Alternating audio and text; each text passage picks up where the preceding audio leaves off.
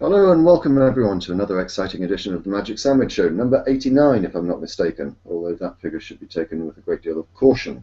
And let me just mute myself on the other computer because otherwise I'll get feedback.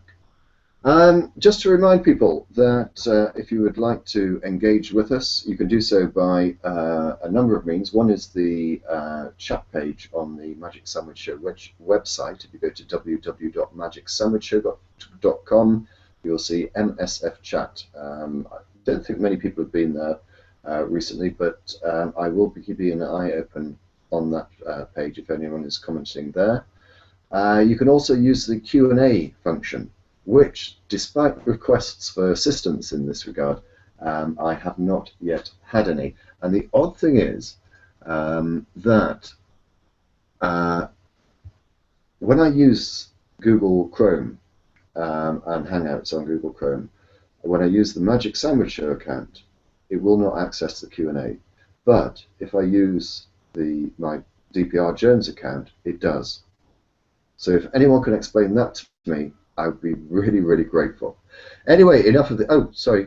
The other way in which you can communicate with us is, of course, joining us live by going through Skype. Send a Skype contact request to Magic Sandwich Show, all one word, and include the gist of the topical question that you would like to raise. And what perfect timing to introduce the panel as Fiona's just joined us. Fiona, welcome to the show. We're also joined by Cliff Jumper, who was on last week, and also by one of the regulars, Hogtie Champ. Welcome, everyone. It's lovely to have you on the show. Can you say hello so we can all hear you? Yeah, thank you very much. Hello. There we go. Everything seems to be working fine. And just to let you know that shortly we'll be introducing G-Man into the chat as well.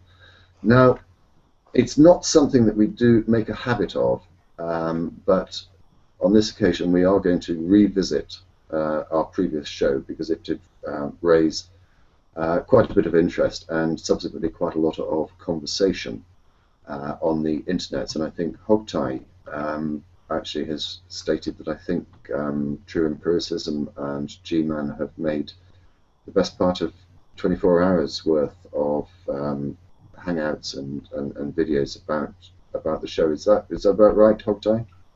Yeah, I mean, we sort of kept a rough count up to about 18 hours in the first 7 days, and then after that, every time they did a hangout, we just added another hour. So it's probably 22 to 24 hours. As I said, I don't really like returning to a topic. It reminds me very much of the expression of a dog returning to its vomit. But hey, let's revisit it in a limited way. I know that Hogtie, you had an exchange with True Empiricism on G-Man, one of G-Man's hangouts, and one of the points that was raised was that I was dishonest. I really don't want to deal with that issue, but I was dishonest because I was deliberately not understanding True Empiricism's point. I've revisited the show. I've watched parts of it. I can't say I've watched all of it. I'm still left uncertain about what point he was making. You've had an opportunity of the best part of 2 hours of exchange with him on G-Man's hangout. Are you able, as a result of that 2-hour conversation, to explain to me what his point is? I think I could swing that. You know, during our previous broadcast, I had said, you know, I wanted to set aside this discussion about this technical jargon that True Empiricism has introduced, this sequential specified information. I think it's clear what he means by it, and when I say it's clear, I'm not saying he made it clear on our last broadcast. I think it was kind of obvious he sort of struggled to try to make that clear. But you know, we had the advantage of knowing what his argument was by seeing him in previous hangouts. Plus, about a year ago, there was an exchange on the League of Reason forum that we made mention of on our last broadcast, an exchange between he and Aaron. And so, you know, we had the opportunity to sort of know what his argument was going to be. So when I was talking about it on the last show, you might remember I'd used an expression. I said, like just setting aside the technical details of it, let's just agree to call it like DNA is amazing. Since then, J.D. Kane has paraphrase that to DNA is nifty, and I kind of like that term even a little bit better. But I'm going to say if you think that, like, he says a lot and he uses a lot of technical terms, he'll refer to particular enzymes, or he uses a lot of terms from biology, but it's ink cloud, it's obfuscation, because if you get the feeling that there's less to his argument than meets the eye, that's an appropriate feeling, because it is essentially the molecular biology version of the typical theist's argument, look at the trees, I believe we call it, look at the trees, therefore God. So that's... The trouble is, Hogtie, I think, to be fair to true empiricism, he didn't actually make that jump. And I don't know why he's not making that jump, but I would tend to agree with you if you're summarizing his argument to be DNA and the human cell, or any cell, is an incredibly complex thing. It is, but that's just stating the obvious, isn't it? Is he saying any more than that? Yeah, I don't think there is. I think that he kind of, to some sense, and I don't want to psychoanalyze too much, it's really not fair when he's not here, but he really wants people to acknowledge that he has access to this great wealth of information, that he wants to be in a position where, it's like, DPR, whenever somebody has an issue with copyright or something on YouTube, they're like, well, ask DPR Jones about it, because you're sort of seen as a person who knows stuff about law. He wants to be the guy in the position of, well, if you want to know something about molecular biology, then ask true empiricism, because he knows that stuff. So I think to some extent the reason he bogs down in that stuff is because he wants that acknowledgement, but that's kind of neither here nor there. I think that's why he gets hung up when you say to him, okay, you know what, forget it. Let's just agree, like, for the sake of discussion, we'll call it sequential specified information. We'll agree that. So then what is your point?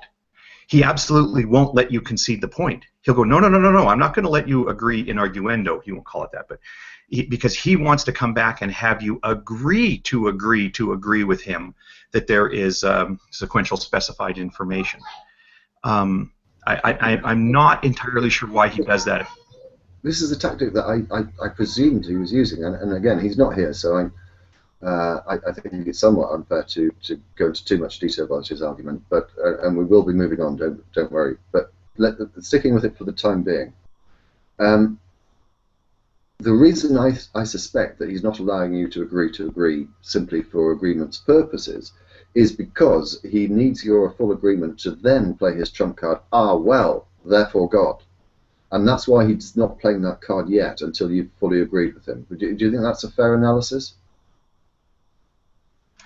Yeah, I do think so. And it was actually kind of some funny moments around in that discussion we had on G-Man's channel, because he kept insisting that I had agreed to something. Like when I would say, well, what do you mean by specified? And he would say, well, I don't want to talk about that because you already agreed to it. You've been recorded. You're recorded. It's on the internet. You agreed to it. I said, well, okay. Like, it was so important to him that I had agreed to this point. And I had to repeatedly say, I agree with you. We're going to use the term information. We're going to say that it's sequential. I agree that DNA is sequential. I expressly said that DNA is not a specified sequence. But I did say that with regard to RNA because it's crafted from the DNA sequence. We had this whole discussion.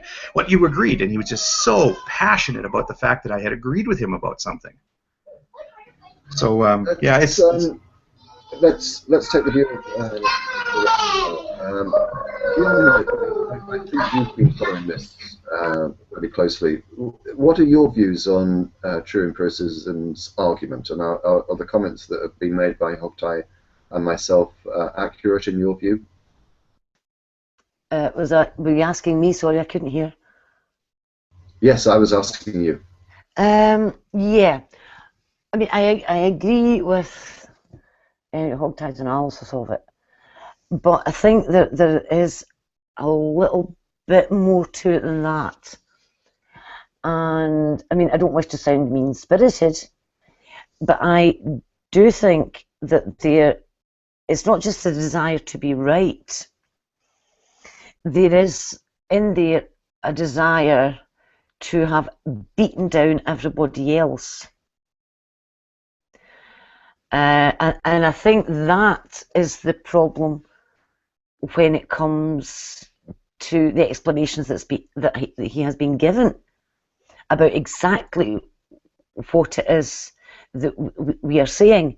I mean, for example, Hogtie just said that, you know, he has already stated, look, I agree with the sequential part of it. The argument is with the specified part of it. I've said exactly the same thing. But this has been seen as a complete concession that we have now finally agreed that DNA has a sequence to it, and that we were schooled in this by true empiricism. And yet everybody knows that neither myself nor Hogtie have ever said there isn't a sequence in DNA. So there is, I think there is this desire to say, look, I corrected people who have actually worked in science. Oh, look, I agree. I do think there is a bit of that. And I think that, well, I think that's obvious from the comments that have been getting made all week and the hangouts that have been getting held. Rather than dealing with perhaps the motivation behind his argument, what do you make of his argument as a whole? Well, his argument seems to be that DNA is sequential, specific information, with the specific part being the most important bit because it's been specified, which means it's specified by someone or something else. So it's the intelligent design argument, and the phraseology that he's using is equivalent to complex specified information, as the Design Institute would describe it. I mean, they even have a formula to calculate the complex specified information index of a given protein. So I think that's the argument he's making. It just struck me, and I don't know whether this is a valid point or not. Is he using specified to qualify information, or is specified a separate definition of what he's talking about? Do you understand that point? Yes, well, I mean, I asked him specifically about that, and his example of it was that the sequence of bases in RNA specifies the sequence of the amino acids in the protein. So therefore, the amino acid sequence is specified, and that the sequence of bases in the RNA is specified by the DNA. So if the DNA is sequential, specified information, using specified in the same way that he used it in relation to the RNA sequence and the amino acid sequence, then something external to the DNA has specified that sequence. Okay, Cliffjumper, thank you for joining us again. What have you made of the last couple of weeks since the exchange? I think it's a whole mess. I think that they've effectively got themselves trapped in this quicksand of trying to make something fit when it doesn't. You know, I mean, Hogtie demonstrated that if you put the words in, they don't appear in anything in a Google search, with the exception of us saying, "What on earth are they talking about?" You know, that's all they appear on. You know, so how can it would appear almost that they're Truman specifically is unable to recognize that how a search works on Google, that if you put 3 words in, you'll get loads of hits on things, but they're not necessarily linked together. You know, you need to have all 3 words together in order to have that fit. And, you know, I mean, I was pulling 3-word Google wax on every time you look at it, you know, which is you get 1 hit when you type in this thing. It just beggars belief that, you know, they can't do a simple word search. And again, like I say, I think it comes down to them being stuck in this thing. That I believe that the word, from talking to Fiona largely, that the word complex should be at the start instead of specified. and that rather than say, okay, what I really meant was that, sorry to mislead people on what I'm trying to say, he doubled down, and said, it's got to be this way. Yeah. Actually, if I can touch on, please. Yeah, if I can touch on that point, I mean, because this is kind of a difficult topic to talk sometimes because there's so many things that are intertwined. But one of the interesting things that I've seen, amusing, entertaining, in the last couple of weeks is the mindset. And the more that you deal with creationists, with young Earth creationists especially, not that True is young Earth, but just that mindset, just that, like, I have tried to get past this three-word phrase. I mean, just for the benefit of the audience and people who didn't see what's gone on in the last week, but people trying to come to understand what true empiricism mean when he says sequential specified information, had searched Google for it and not finding this phrase anywhere. He's been asked, so where are you getting this from? And he says, oh, it's common. Everybody uses it in the literature. And people are like, no, it's not.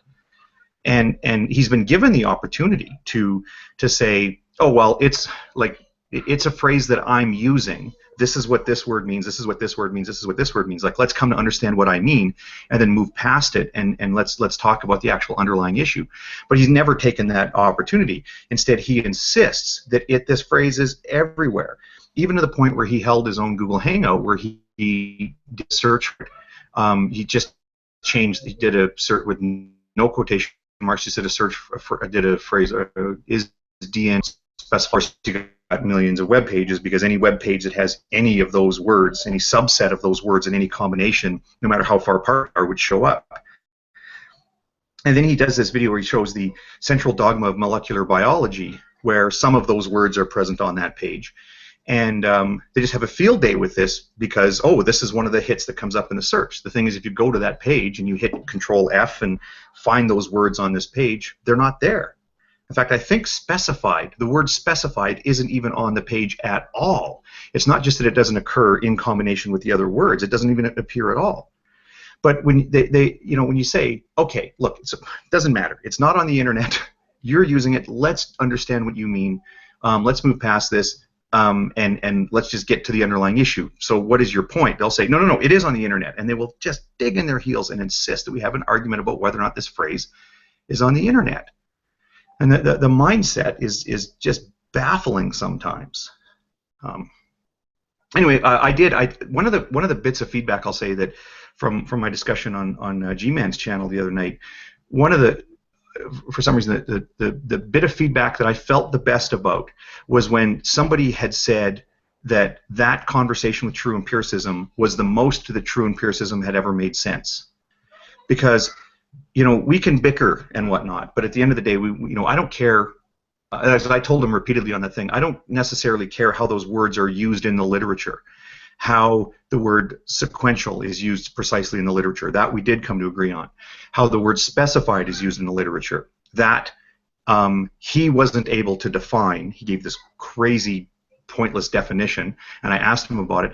And second, he never asked me what I understood the word specified. There was absolutely no meeting on the word specified.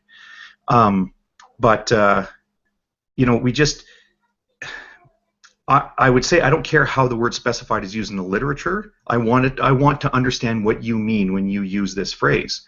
And I just think that's the point we should be at with this conversation, is what is he trying to say? And then, well, once we understand that that's what he's trying to say, is that right or is it wrong? Does it take us anywhere meaningful? And I don't know. Maybe that'll come in the future. I don't know. We'll see. It's somewhat of a ham-handed segue, but it's the best I can do to the next topic that I would like to discuss with everyone, and that is in relation to certainty. And I suppose the segue is that during the course of your conversation, Hogtie, frequently true empiricism spoke with great certainty, as if he was absolutely correct.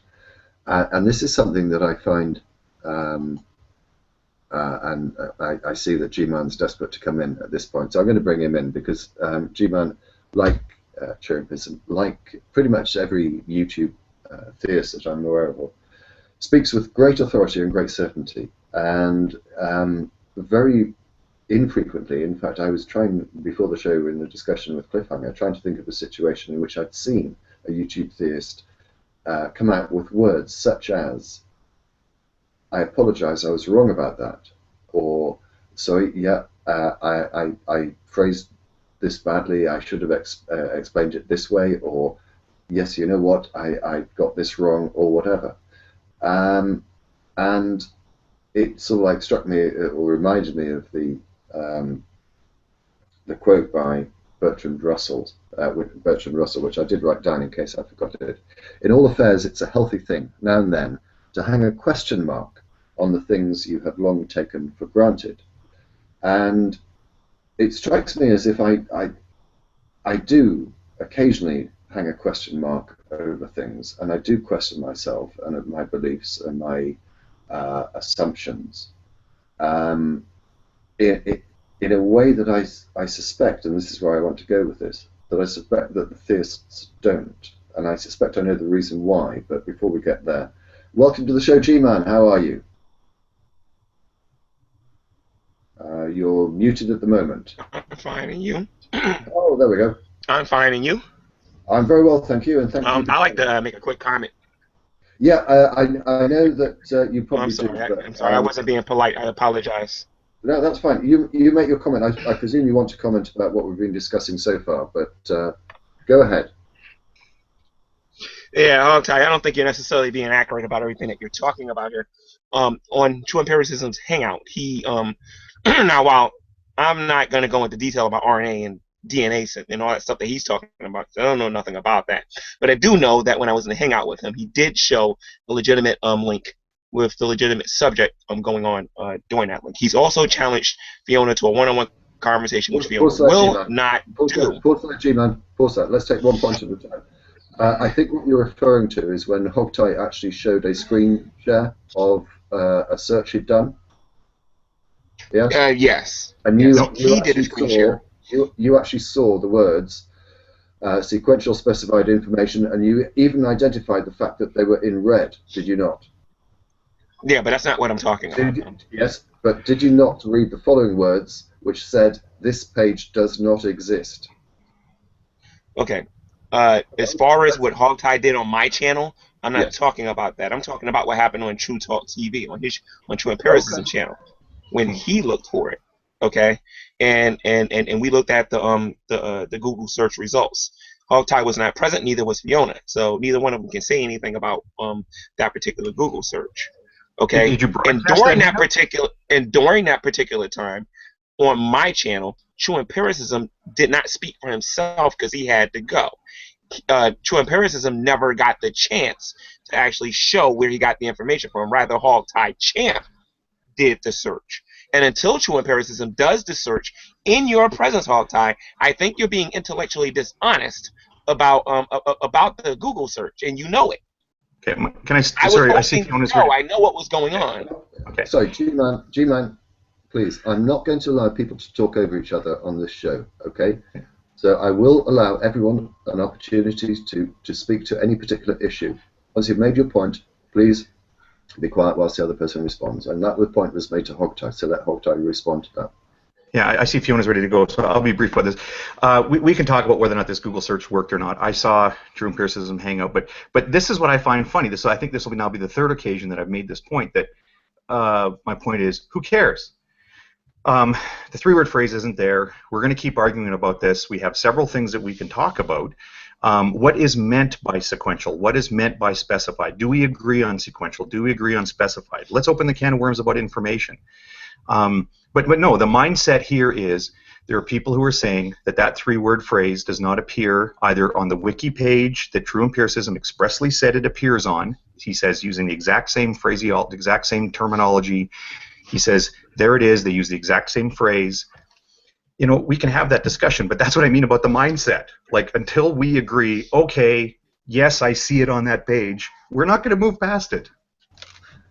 I'm going to come to you next, Fiona, but I have to say that I'm in agreement with Hogtie. I just simply don't see that whether the Google search produces results or not is of any consequence whatsoever to True Empiricism's argument. But you wanted to speak, Fiona, so over to you.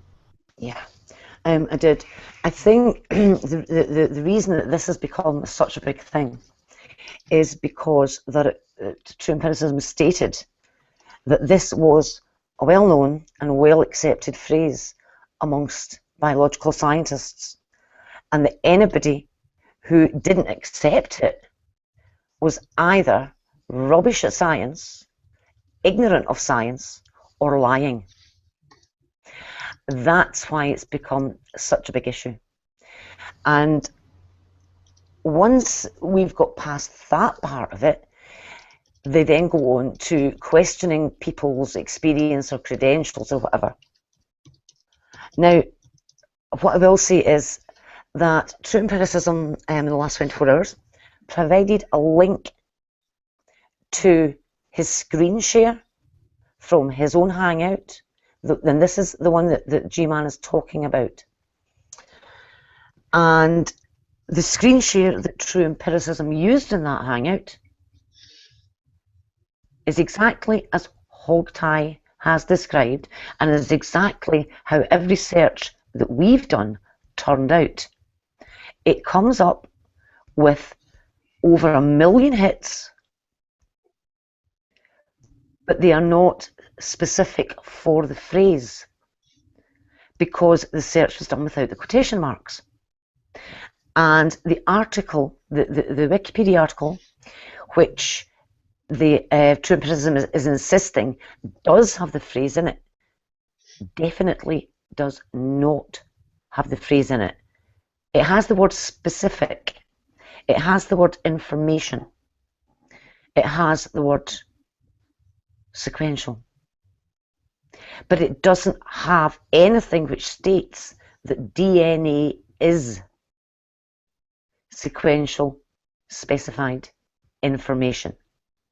And that's what the bone of contention is, because anybody who is disagreeing is being called a liar, is being called ignorant of science.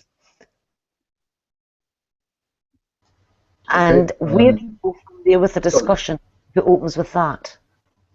Okay, G-Man, I really don't want to get bogged down in this issue, because I think there's for me anyway, a more interesting issue to discuss. But I will give you the opportunity to respond to Hogtie and Fiona's comments if you wish to. Okay, and I'll say the same thing I said before. Hogtie Champ did that search. Hogtie Champ did not allow True Empiricism to come back and do the search himself. Therefore, Hogtie Champ failed to find what he was looking for. Had he been patient and waited for True Empiricism to come back, he would have got the information that he was looking for. This happened on my channel. I was there. I was witnessing a whole bunch, 1,000 people are witnesses to this. So, okay. You know, Hogtie, if you're going to tell the story, man, you should be pretty accurate about it. I don't know how I stopped him. All right, of course, gentlemen, because as I say, I really don't. Anyone can conduct the search themselves independently, and I don't think we're going to get any further, certainly constructively, by continuing on this point at the moment. What I want to do is return to this point of certainty, and sorry, G-Man, I hope you were listening as I made reference to this point, and I want to actually start with you. For this reason, as I said, I do find myself reasonably frequently questioning what I believe and why I believe it. I want to throw it to you as the most outspoken theist, I guess, that we have here. Do you ever question your beliefs? And if so, how, why, and what questions do you ask of yourself? I'm not the only person.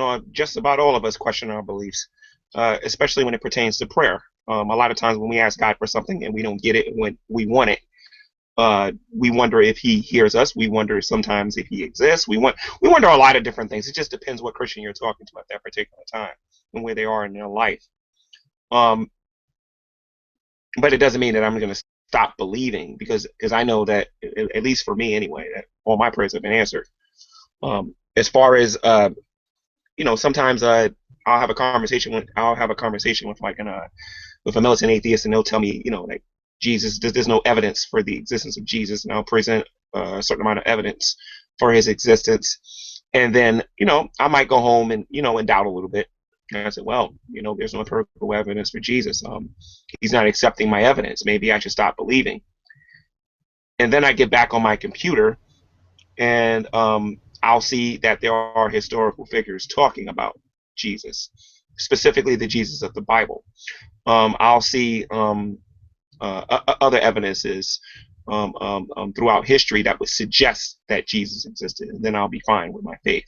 So yes, I do question certain things in my faith at times, but I'm kind of like Veckel a little bit with that, in the sense that I kind of thank God for atheism in the sense that it makes me a stronger Christian, not a weaker one.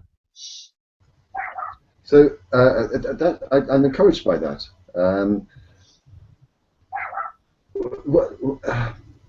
I'm trying to think of the best way to phrase this question. What certainties do you have about your faith? Well, I'll leave it there. What certainties do you have? I mean, you talked there about the existence of Jesus. I'm presuming that that's central to your belief in Christianity. Would anything shake your? Can you think of anything that would shake that conviction? Oh, absolutely. As far as my faith goes, my entire faith rides on the fact that Jesus Christ rose from the dead. If they ever find his body and can prove that that's Jesus, then I don't have a faith. You might have some people that might just still believe for the sake of believing. But if they were to find the body of Jesus, that's it. We have no faith. Without the resurrection, we believe in vain. So that would shake my faith that they found the body of Christ. Fiona, what certainties do you have, and what do you question in relation to your religious beliefs? Oh, I question all the time. It's on a daily basis. I would question my understanding. I think that's one of the things that we have to do, instead of banging a big drum just saying that we've got it right. And so, I mean, I question on a daily basis. I revisit things that I think I understand, and I may come to a new understanding. And I'm never closed to having a new understanding on something. But that goes for every walk of life as well. Because I think, just as a scientist, you have to be open to new information, to rethinking your ideas in light of new information that surfaces. And so let's put it this way, I am wrong regularly every single day. I mean, I'm a human, and I acknowledge that I'm wrong about a lot of things every single day. So why should my faith be anything different? Does that make sense? I have to say that I'm surprised by the candour of both of you by suggesting that you do question your faith, and I wonder if either Hogtie or a cliff jumper wants to comment at this stage. I have to say I was expecting a slightly different answer, particularly from G-Man, I have to say, but Hogtie or cliff jumper, would you like to comment on that? Is that a refreshing thing for you to hear? Yeah, I think so. I think that certainty is defined as the state of mind in which we firmly adhere to a truth on account of motives that exclude all fear of error. But by what means do we establish the trustworthiness of our beliefs? I personally think that certainty is the purest form of ignorance, that it's a closed-minded form of assuming. I think that to doubt is a better virtue because, like Fiona kind of said there, is that you can explore other ideas and refresh your opinions in a more meaningful way as you learn more. Hogtie.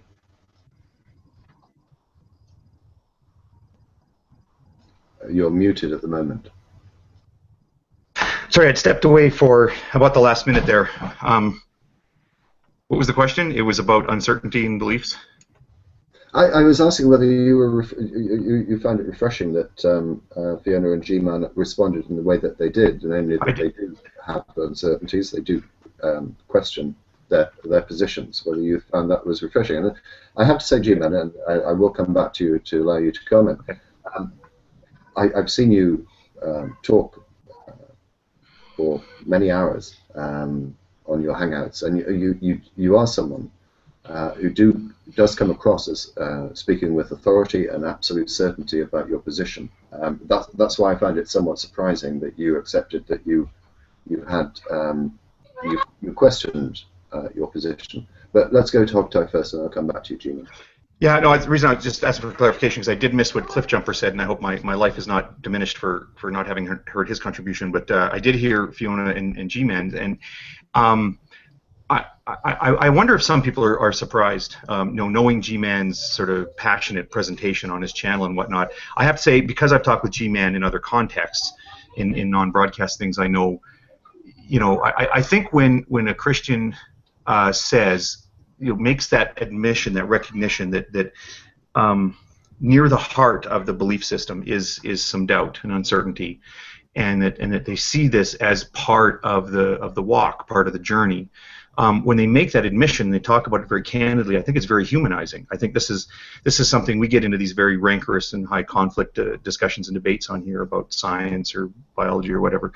But when you can really sit down with a theist one-on-one and say, well, just tell me what your beliefs are and how you really feel about it, that sort of an honest admission is very humanizing.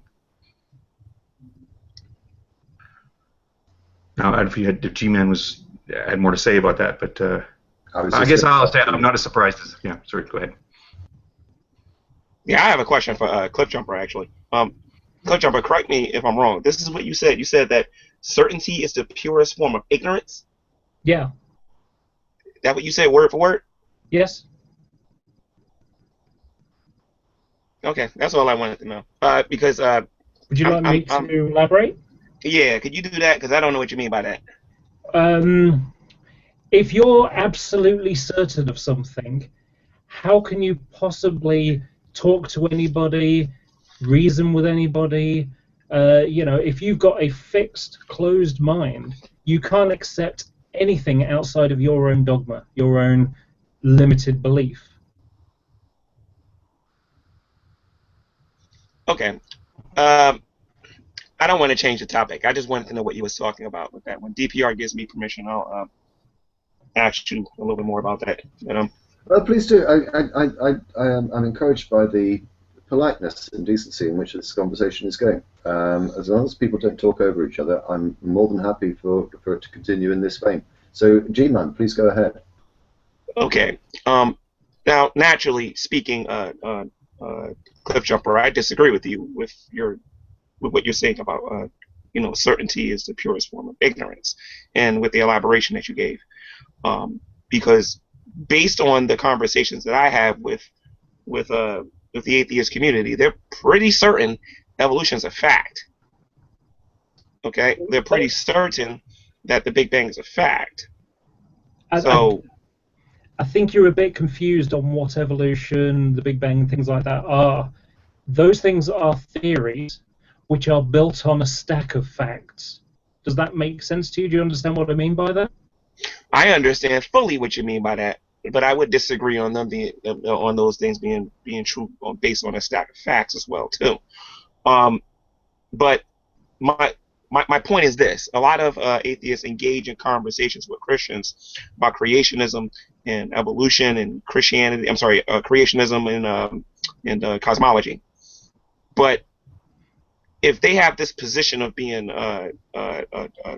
being certain that these things are true and they can't be wrong, then they would fit the boat of what you were saying. Then what's the point of having a conversation if they're not going to change their mind about anything? And that's my experience with the atheist community. They don't want to change their mind about evolution and about cosmology because their minds are already made up about that. Yeah, Jim, just before I go back to Cliff Jumper, I suspect the same criticism could be made of you. In your religious beliefs, that is to say that the impression I get is that it would be incredibly difficult to convince you otherwise. And I would agree. Yeah. So we're both in you're Cliff Jumper and both in the same position. But I suspect Cliff Jumper would say that he's got evidence on his side, but I won't speak for him, Cliff Jumper. that is pretty much the way I think of it. You know, that there are tangible things that you can study. You can, I mean, I have to admit, I'm a layman when it comes to science, but you know, by listening and talking to people who do know the subject, you know, it is easy, and I could study it if I wanted to. I could learn what these facts are. I could learn what the speed of light is, for example. That is a fact. That is a constant, which is something we talked about before when we talked about time and things like that. So, you know, I can say that, you know, the distance from somewhere at the speed of light. I can say from, you know, the science that shows that you know, the frequency of light getting from one place to another, cosmic background radiation, all sorts of things. Those are cosmological facts that have been established and can be verified. When I studied psychology, and one of the things that we did when we talked about how experiments are done, you have to have something that's replicatable, objective, and controlled.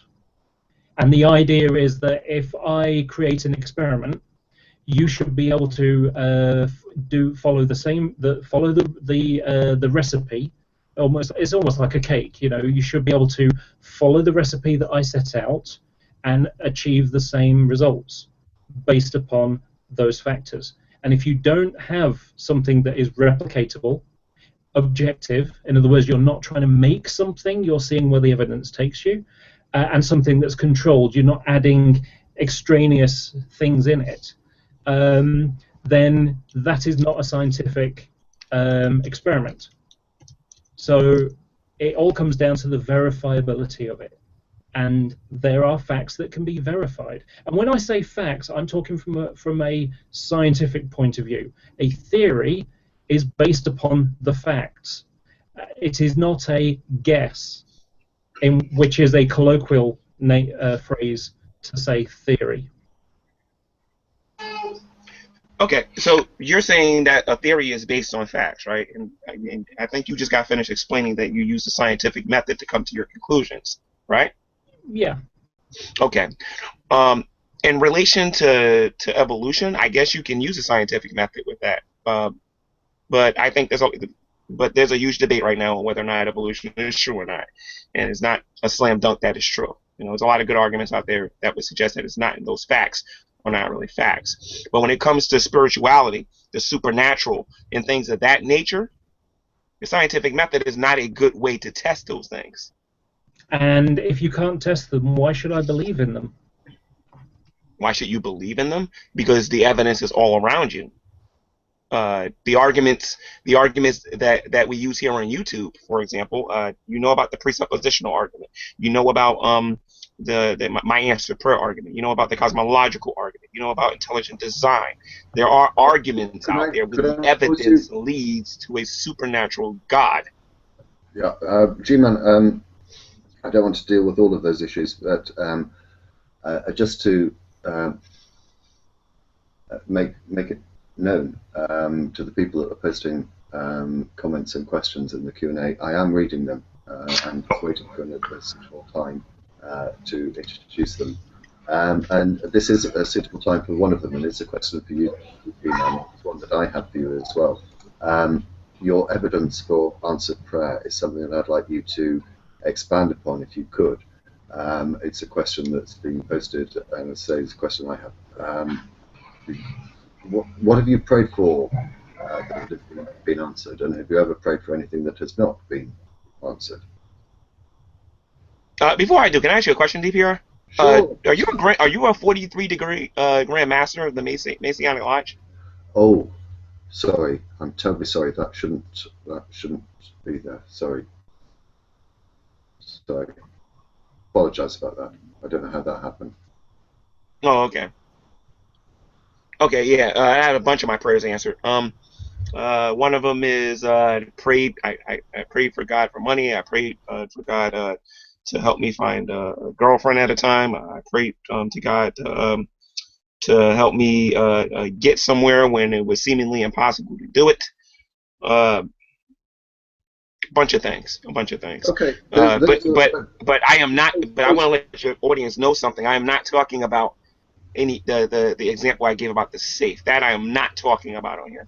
I'm just letting them know right now in advance. I'm not sure what you were referring to, and I'm asking you to expand on that. What I would invite you to comment on is this: that the three specifics that you have just referred to all relate to personal issues.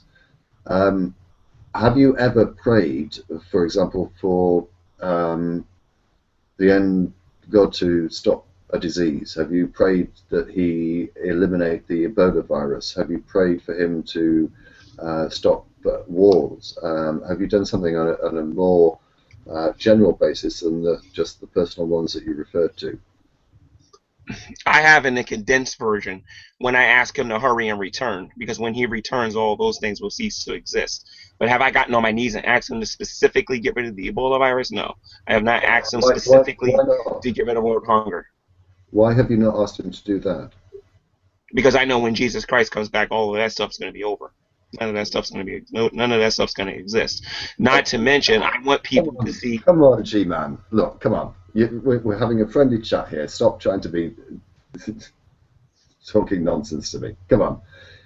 If your God answered prayers, why would He not answer a prayer to end the Ebola virus? And saying that Jesus will come one day is a totally unsatisfactory answer. Okay, we have a PhD. We have somebody on the panel who has a PhD, and we have several people in here that know a lot about the sciences. If God were to eliminate the Ebola viruses, nobody here would believe. You would just give credit to the human body just came up with a genome or something to fight off the virus, or just some naturalistic excuses for your omnipotent God. I'm sorry. This is one of the reasons I find. But why would I pray for that, though? I'm just curious, because I'm a Christian, and I go by the teachings of Jesus Christ. Exactly. Why would I want to pray for the end of the Ebola virus? I'm just curious. Because I presume, as a Christian, you love your fellow man and you don't like to see unnecessary suffering. Right. So what I will pray for is for God to provide people what they need to avoid this virus. I'll pray and ask Jesus Christ to return. So not only is the Ebola virus taken care of, AIDS will be taken care of, all these STDs will be gone, pain and suffering will be gone, everything will be gone when Jesus Christ returns. Well, that's not quite accurate as far as my understanding of the scriptures is concerned. When Jesus returns, there's all sorts of turmoil going to take place. A relatively limited number of people will be swept off to heaven, and the rest of the people plunged into hell. That is not a nice solution. I believe it is, because I believe that people need to make their minds up. They either want to follow Christ or they don't. Okay, someone else comment. Yeah, you say Jesus is coming back. What if He comes back in 10 years' time? Just use that as an argument, okay? What about, let's say, 10,000 people die of Ebola in that time? Were they not worthy to, be around? Doesn't really help the people that are dying right now. Why can't you pray to God that, to heal them and to sort their problems out? Okay, I'll answer that with a question and a statement. Okay, well, actually, not with a statement and a question. I'll do it with the statement. In the Bible, it talks about God will not be mocked. A man will reap what he sows. And there are a lot of people right now that believes that this Ebola, that Ebola started off in some laboratory somewhere, okay, and was put out there, and it was put out there by population control people. Now, whether or not that's true or not is neither here or there. But the fact of the matter is, how is me praying to God and asking God to get rid of the Ebola virus fair or consistent with the scripture when it says that a man shall reap what he sows? At some point, man has to pay for his decisions, and he can't be bailed out all the time. Because, okay, a Christian's going to get on his knees and constantly keep praying, and God's going to end this, and God's going to... No, at some point, there has to be a certain level of human responsibility. Where does the human responsibility for contracting the Ebola virus come from? Let's leave aside the the people who are suffering. Let's just look at the people who are trying to help them, aid workers who go to help, and by doing so they contract the Ebola virus. How is that them reaping what they have sowed? I simply don't understand your argument. Again, if man created the Ebola virus, which is what I think, if man created it, No. okay, and put it out in the population, Right, you're making a claim that there. God will not be mocked. I mean, we'll reap. What evidence do you have for the fact that Ebola virus was created by man and put out there? I'm not a scientist. I listen to people You say don't these have any things, evidence, is what you're saying. but I know this: there's no evidence that Do you man have did. any evidence for what you've just said? I'm not a scientist. You're asking the wrong person. Do you have any evidence for what you've just said? I'm not a scientist. I don't know what to tell you. I'm not a scientist.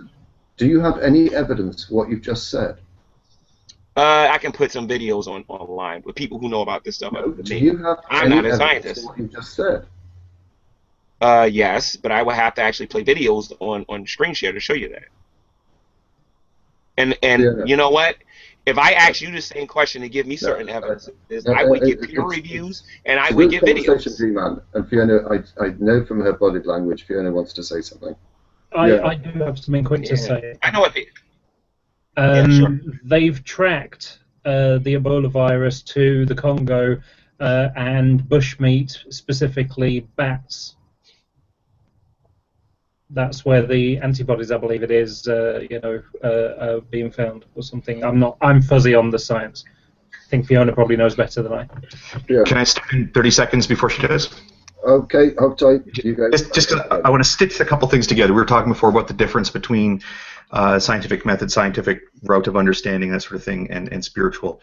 And Cliff Jumper, I think, could use the example of the speed of light. One of the things I think is really cool about knowledge that emerges through science is the opportunity to ask, what? How do you know that? Where did that come from? How do we know the speed of light?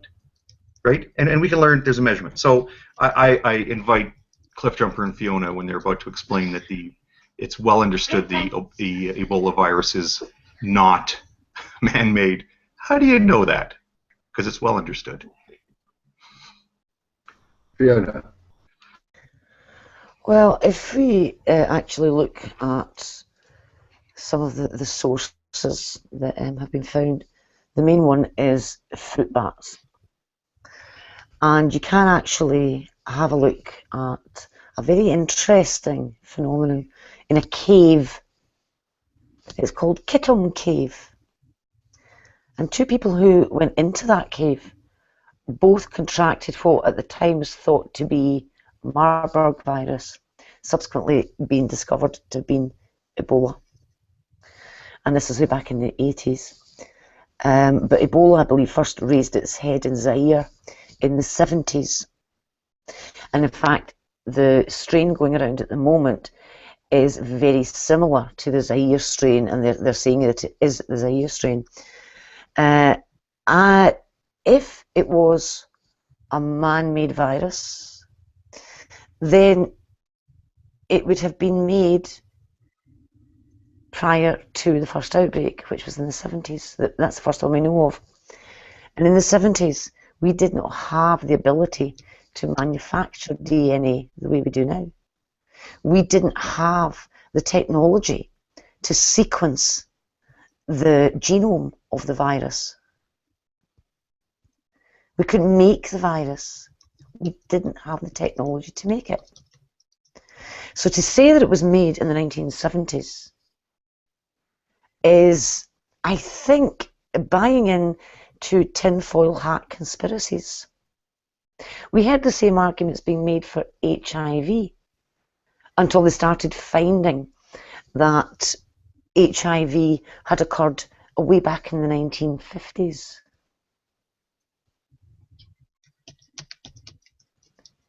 And in fact, I think the first sufferer was even before that. I believe it dates back to 1912 or something like that. Yeah. So you have to ask yourself, who was sitting manufacturing DNA or RNA back then? And the answer is nobody. And as G-Man said, he can't give us any evidence that it was created by man. What he's asking us to do is to give him evidence that it wasn't created by man. Well, But you can. But you can. That's not what I said, though. Yeah, But that's not what I said, though. What Well, I and can one, say one is, second, G-Man. 1 second, G-Man. I will come back to you. Don't worry. As I said, everyone will have an opportunity to respond. But Hogtie obviously wanted to chip in. So Hogtie first, then we'll come back to you, G-Man. No, that was it. I just wanted to say, like, it's true. He's saying he makes this incredible claim that the humans made this stuff. I thought, by the way, he was going to say things like Ebola and AIDS and herpes and all these things are in fact our fault because of Eve and Adam eating the fruit. That's what I thought he was going with it. But no, I think there is this. That would have made a little more sense to me than we manufactured this virus. And my only point was well, he can put that forward without evidence. But then here we are, expecting us to prove that it's not man-made. But here's the thing, we know that it's not man-made. I don't know if you knew this or not, G-Man, but these viruses, when there's any outbreaks, they actually keep the viruses in jars. They freeze-dry the samples. There are viruses that happen from outbreaks 100 years ago that we've been able to go back and sequence the DNA from. You know, so this isn't a slapstick, haphazard approach to figuring out what the path of change in these viruses are. While your mic is open, please feel free to talk over me and make funny noise. No, I don't want to make funny noises. I know germ warfare would disagree with you, and the fact that the government releases stuff for population control all the time would disagree with you on that too. The Georgia Guidestones, these people want to reduce 75% to 90% of the world's population, and they're quite blunt about it. Matter of fact, Ted Turner and several other people said that they want to come back as a germ or a virus to wipe out most of the population because there's too many people in the world. I have arguments to suggest that human beings created the Ebola viruses. I can show you videos, but I know, and since I'm talking to people that want empirical and demonstrable evidence, it's kind of a waste of time. That's why I'm just telling you what I believe. It's a waste of time, but I do invite you, just like we're still waiting for True Empiricism to send in the links from his submissions last week. But I can show the videos. Yeah. When you find the videos, see them. Yeah, when you find the videos, because I do think the viewers do watch, and I'll watch them. I promise I'll watch them. Please send the links, either me or DPR, preferably DPR, because actually I'm not sure which of us is going to be doing the video. Or I'll just post them on my channel. Well, within a day or so. Don't wait like 2 weeks. One second. G-Man, if your evidence is purely YouTube videos, then fine. Send me the links and I will include them in the description of this video. As soon as you send them, I'll get them up within 24 hours, let's say. Quick question, DPR. Why would they press somebody like me about a scientific matter? Please, man, there are other people that they can do that with. Please, 1 second. I can go to YouTube and I can find videos about 9/11 being an inside job. Because someone makes a video on YouTube doesn't make it true. I asked you whether you could provide evidence, and save for YouTube videos, you're not in a position to provide anything else. Is that right? Again, I'm not a scientist. That's not my claim to fame. So I don't have a PhD. I don't have a biology degree. I mean, I can bring somebody in here who, like Nephilim 3 and True Empiricism, other people that can do that. But me, no, I'm not. I'm a person you talk to about the Bible or something like that. Why don't you history?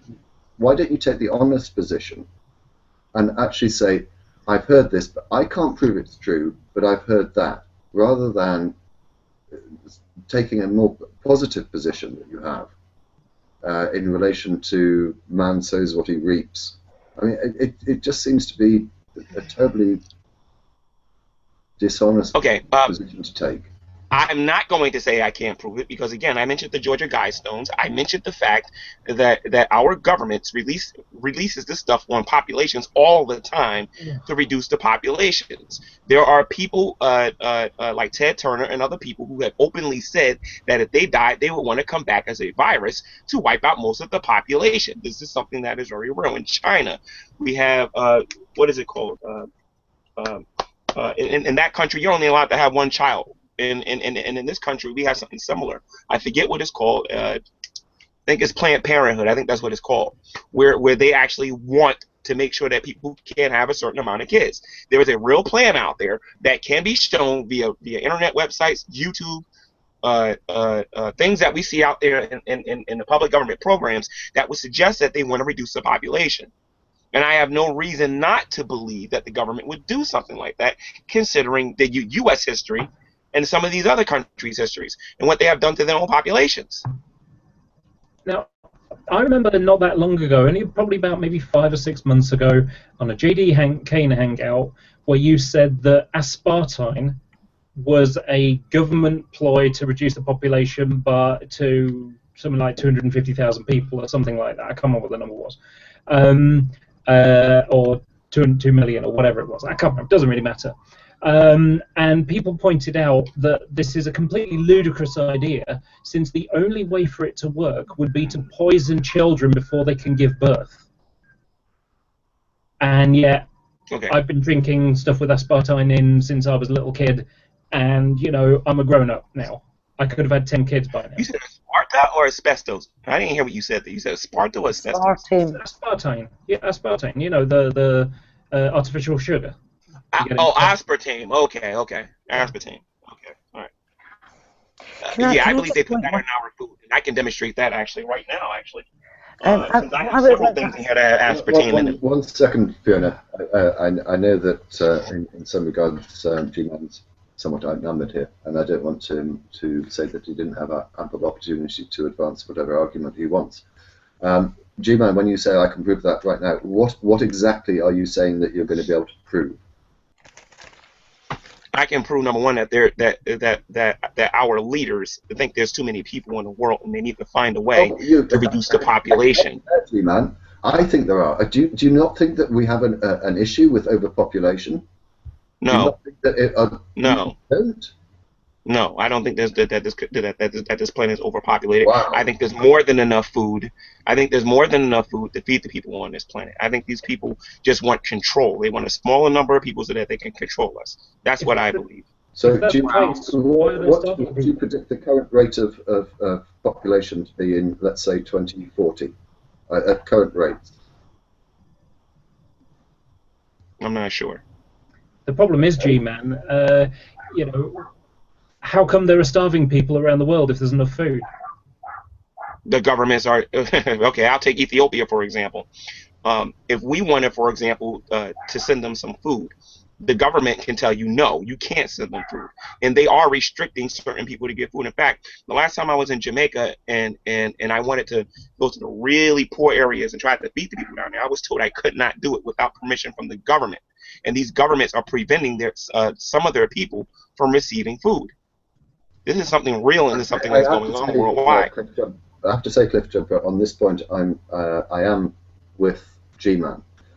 Currently, there is enough food and resources to feed the world population, and politics and the like does have an effect on that. And I think G-Man is correct in that regard. What I don't think he's correct about is suggesting that if current trends of population increase continue, that there will be the resources to feed the entire world. And I think overpopulation is an issue, and it's not just an issue with politicians. It's an issue that I have, and it's an issue I've had for many years. We cannot continue the escalation of world population at its current trends and expect to be able to survive too much far into the future. That's true. You're quite right. I mean, one of the things that has made a big change is that we've used artificial, things to protect crops and so on in order to increase productivity because it's necessary, and will become increasingly necessary in the future. Hogtie, you're muted. I see your lips move, but I don't hear your voice. Well, what I was saying was that interesting. My son and I were straightening cards. No, I was going to agree, and I see we're actually all agreeing on this.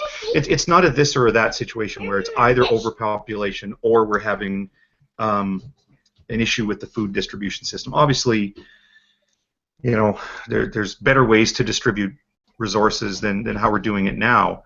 but that doesn't mean that we're not headed to a problem. By the same token, I mean, you can't say, well, oh, well, there's overpopulation, therefore, that's the single problem. We don't need to look at how we distribute food. I mean, I think you guys are both right about that. I don't think that's that profound, though. No, but DPR has a point though. In 2040, the example that he gave, if our populations do continue to grow the way it's growing now, at least from what I'm hearing on the news, there will be there'll be a lot of problems with taking care of all the people in this world. Yeah, we see this with everybody owning a car, and the emissions that come from our cars and everything, and various other things. It's just, I mean, it is a problem to a certain degree. I'm not sure what you can do to fix it, but well, let me suggest a couple of things. Firstly, encouraging people not to have large families. Not a theistic thing to do. Secondly, preserving as best we can the resources that we have. Again, not a theistic outlook. Thirdly, not hoping that the second coming will happen before 2040. Whatever, the solutions are not going to come by bended foot and prayer, are they? Bended knee, I should say, and prayer. I suppose this gets back to the point that I was making before in relation to your prayer issues. The prayers that you claim have been answered are all in relation to minor personal things. They're not in relation to global things, and I don't know whether people want to return to that. I kind of, but I don't want to if people think it's unfair. I mean, I pray for things outside of myself. It keeps on appearing in the Q&A. It keeps on appearing in the Q&A, G-Man. People are asking me or suggesting, your God will answer your pithy personal prayers, but he won't do anything significant.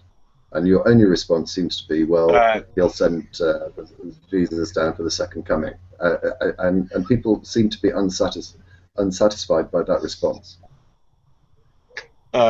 Okay, on a global scale, I do pray. Like I do pray for the nation of Israel.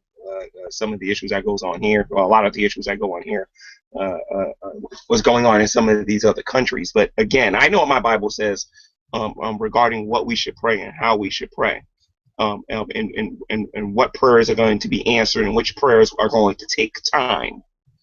Because even if I did pray and ask God to rid the world of the Ebola virus, and I'm sure a lot of Christians are doing that, that's not something that's going to happen overnight.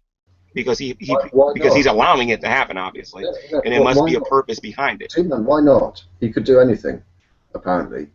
He managed to flood the entire world in 40 days.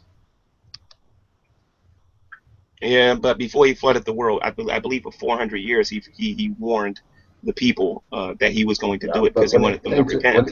When it came to action, he flooded the world in 40 days. Why can't he do equally magnificent. God, I've lost the power of speech. Magnificent. Magnificent. Thank you. All right. I have this problem now and again. Things within the same sort of time scale. I don't understand.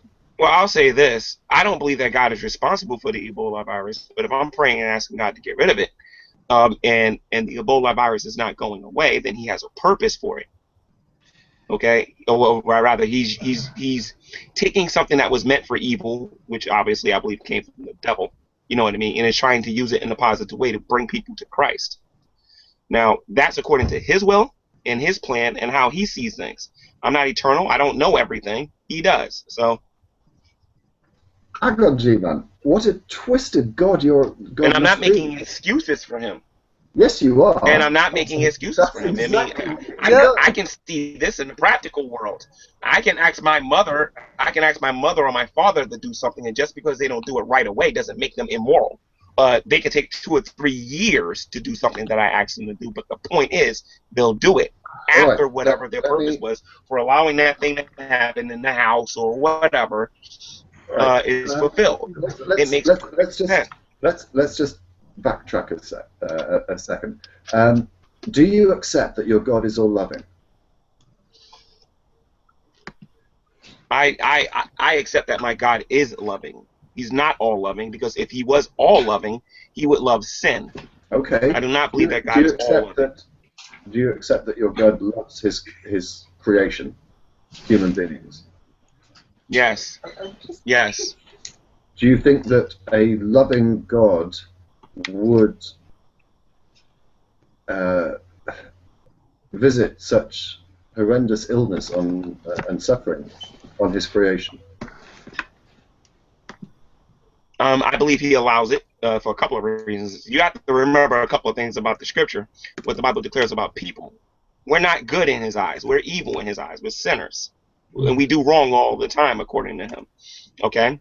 And because of that, in John chapter 3, verse 18, I believe it says that whoever doesn't believe on Christ is condemned already because they have not believed in the name of the only begotten Son of God. And because of that, when these calamities do happen in the world, in a sense, he's just for allowing these things to happen, because these people that are suffering from the Ebola virus, in a sense, is just getting is getting an early judgment. Now, can I put this? I believe that God has made ways for people to be healed from the Ebola virus, and I believe that God is making ways for people to be healed, and for things to be specifically done regarding the Ebola virus. The only problem is when these What about the things 5,000 what about the 5,000 are that made known already to died? It's too late the for public, that. when these things are made known to the public, God's not going to get credit for it. God's not going to get credit for that. Some sign no glory from the non-believing world, but he'll get plenty of glory from the church. Oh, really? Well, I have to say that if your God is as you suggest, then it is certainly not a God worthy of praise. Anyway, we have a new... He's worthy of all my praise. Yes, well, I think you're mistaken in praising such an entity. Anyway, we have a You new don't fully caller. understand, but that's understandable because you're not fully understand. You don't fully understand the God of the Bible. That's why you have a limited understanding of him. So I would expect you to say something like that. Yeah, I should praise an entity that allows such suffering and uses such suffering deliberately. Sorry, not buying it. Anyway, Can I ask you a question though? If you don't believe that Christianity, if you don't believe that God is praising, if you don't believe that God is, let me ask you a practical, naturalistic question. Let's put God to the corner now here. Because God allows suffering, therefore He's not worthy to be praised. No, what I'm saying is, if the God Richard that you Dawkins praise has the qualities that you ascribe to him, then he doesn't exist. And he quite clearly, if what you're saying, he doesn't have those qualities and allows the suffering that he does when he could stop it, then he's not worthy of praise. Okay, and I would say that a guy like not DPR, Richard Dawkins, who stands up in a country that gives him the ability to speak freely, when he says that mock them, ridicule them in public, a person like that is not worthy to be looked upon as somebody who's an intellectual. A person like that should be looked upon as somebody who's the lowest form of a society. If you have that mentality about God. Because you have to look at all the aspects of it. I can look at Richard Dawkins. Please let me finish. I can look at Richard Dawkins and say that's not true about him. Just let me finish. I can look at Richard Dawkins and say that that's not true about what I just said, and I can go much deeper into why that's not the case. I can't say that he's the lowest form of humanity because he has his reasons for saying the things that he's saying. He has a much larger scope and a much larger understanding for what he's saying. The same way I can look at God and say, okay, he's allowing these things to happen, but why? And then when I find out the reasons why he's allowing these things to happen, I can have more understanding towards why he's doing it. And then since I know it's meant for good and not evil, because he didn't cause this, he's just allowing it to happen. And then I can say, okay, Lord, you're worthy to be praised because even though this stuff looks bad right now, a lot of people are going to be saved because of it. Wow. Yes, he's worthy of praise. Fiona. I'd like to ask G-Man a question. And I want a very brief answer. These people that are dying of Ebola right now. I can guarantee that you can ask the question. I can't guarantee you'll get a brief answer, but I do have new control. Okay, so these people that are dying of Ebola now, the 6-month-old baby dying of Ebola, that's just God's early judgment, is it, G-Man? If for 1 minute that I thought you were right on what you were saying, I would not be worshipping that God either, and I'm a Christian. Okay, I'll give you a biblical example, and the short answer No, I that just want a brief answer. Do you think that that is something that a loving father would do, visit this early judgment on a 6-month-old baby? that's a trap. But I'll answer your question though. No, it's question. Fiona, I'll answer your question if you let me. Okay, the answer We'll to be my allowed to question ask the is, question. Please do so. okay, Fiona, if you actually read the Bible, you'll see a story in the Gospels where there was a person, I believe, who was blind. But no, maybe it could have been a person who was lame or whatever, but the person was blind. And one of the apostles asked Jesus, "What sin did this person commit that this person was blind or couldn't walk?" As a matter of fact, I believe he couldn't walk, and he couldn't walk.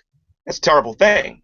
A person could have prayed, and God could have helped that person walk from day one. But Jesus said that this was allowed to happen so that God would get glory. And he said, and then he healed the person, and everyone around him was in awe, and God received glory for it. If a 6-month-old baby is dying of Ebola, with the example they're trying to use to get some emotional response or whatever, the fact of the matter is God is not the one who caused that. God is allowing it so that people in the world will realize that they have sinned against God and that they need a savior. Remember what I said earlier. I believe this is man-made, and I have evidence for that. I don't know if you're going to accept it, but I have evidence for it. But you called it an early judgment. I didn't call it that. You said that. An early. No, I actually wrote it down. You said they were getting an early judgment. You actually said that. That's what I was taking issue with.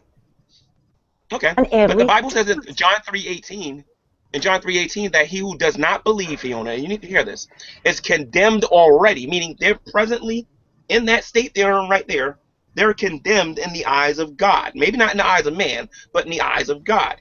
Therefore, if God wanted to, God can thrust that individual into judgment the first time they reject Christ as their Savior. The very first time. And he would be just for doing so. Yes, yeah. I think the point that Fiona is trying to impress upon you is how does a 6-month-old child who clearly doesn't have full consciousness reject God? Number one, a child because in Christianity we have something called the age of accountability. I believe it's up until the age of 7. Okay, if a child were to die for any reason and they never had an opportunity to receive Christ, I have 2 answers for that. Number one, I trust that God would know what the baby would have done since he lives in eternity and not time.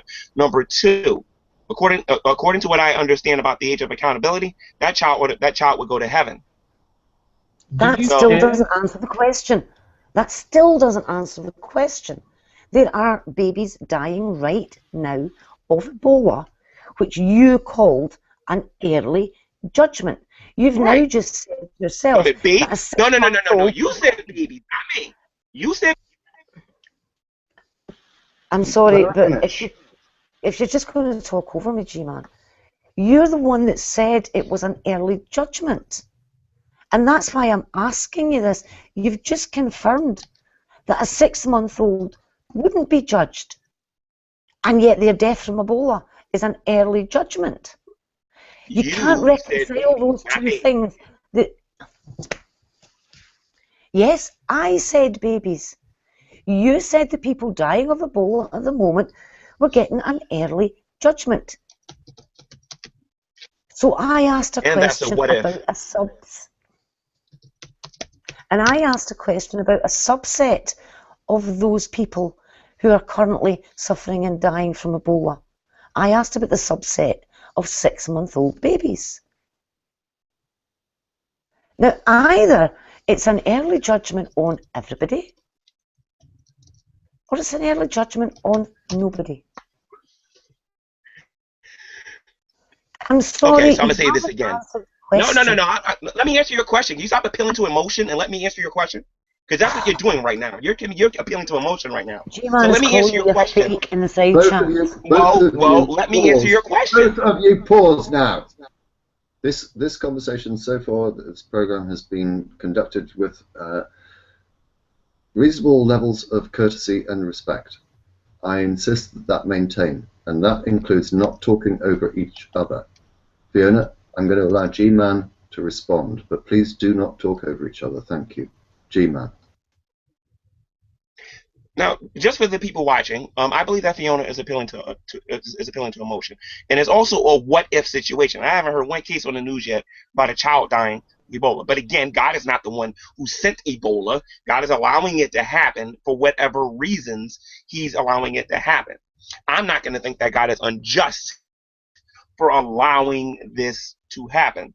I believe that Christians in Google Hangouts allow a lot of things to happen in their Hangouts, but they don't want to take any responsibility for what goes on in their Hangouts, Fiona.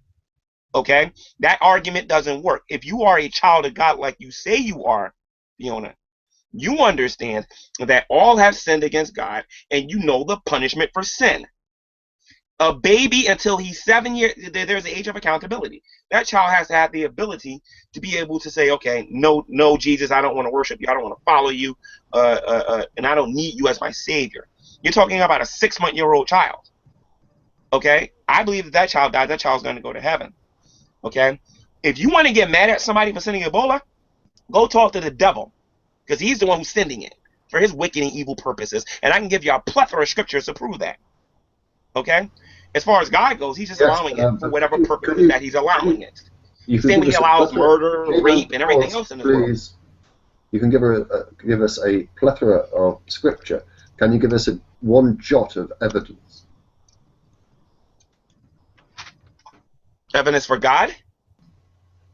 Evidence for the plethora of scriptures that says that, what was it, I can't remember the exact expression that you used. Basically, my point is that I can give you arguments. I can give evidence as far as arguments go, but I can use scripture. This is my evidence. Pause, G-Man. One of my evidences. Please pause, G-Man. What I'm saying is that you can point to all sorts of scriptures to support all sorts of arguments, but scripture and arguments are not the same as evidence. So your plethora of references to the Bible is no substitute for evidence. Can you provide evidence for your argument that God did not send Ebola, or God is... In fact, you're using quite contradictory arguments, aren't you? God didn't send Ebola, but God is using it for a purpose. I just simply don't know. Well, let's take the first one first. Do you accept that quoting scripture is no substitute for evidence? Let's deal with that one first. If I can't use scripture as my evidence for God doing something or not doing something, then the atheist or the person that's against what I'm saying can't use scripture to say that God did this or didn't do that as well. I absolutely agree. That's not what he asked. It goes both ways. That's one so now, G-Man, now we've got rid of the Bible altogether. Let's talk about what evidence you have. No, we didn't. Sorry? No, we didn't get rid of the Bible. Okay, because everything that we was talking, everything that I was talking to Fiona about, we were talking about scripture. I can't just discard it because the argument that we was having was dealing with scripture. You can't do that. Right. If you want me to get rid of the Bible and give you evidence that God has nothing to do with this, I can do that. I can give naturalistic evidence. I have no problem with that. Go on then. We've asked you to do it. We've asked you to give evidence for a number of things, including the fact that Ebola is man-made. Oh, again, population control, germ warfare. The fact that our government puts this on the news, but that's not evidence that it is. What do they call them? Have you ever heard of something when these planes are going by and they're dropping all these germs on people? Chemtrails? You didn't want the answer. Chemtrails, yeah. So why did you ask me a question that didn't go to Hogtie? Are you serious about the chemtrails? You don't believe in chemtrails? Yes, I'm very serious about the chemtrails. Oh, wow. Hogtie, you don't believe in anything, Hogtie. So, you don't believe in anything. I don't believe in anything. I don't believe in anything. Everyone take a break. Nothing. Including you, G-Man. take a deep breath. Slowly out. We're going to try and move on. We've got a caller who's been I'm not very upset. I'm patiently doing waiting. just fine. No, Oh, you're rocking this. Please, in that deep breath, mute yourself as well. Ryan, what have you got for us? Welcome to the show. Oh, thanks. This has just been going on. I need to collect my thoughts for like a second, just out of everything that's been going on. I know you guys were. Let's do it all together, including you, G-Man. Deep breath and slowly out. Relax the shoulders and neck, everything. Okay, now we're all calm. Let's start again. Ryan. Yeah, so it seems like the topic was kind of going to something like medical conspiracies, and one of the ones I think Fiona brought up was AIDS denialism and how that could definitely be a dangerous thing. I know a little bit about AIDS denialism and some of its proponents. How dangerous do you think that? What's the possible potency that such a movement can honestly have in society? Is it more potent than we probably think it is, or is it really not that potent? Like just the AIDS denialism like group in general. How potent is it to affect people's lives? Is it around the same like as anti-vaccines, or not really as popular? Was that directed to Fiona specifically? It can be towards Fiona, Hogtie, or Cliff, really any of them who might know a little bit about this stuff. Well, anyone but me. Or you. Or Fiona. G-Man, I guess, for that matter.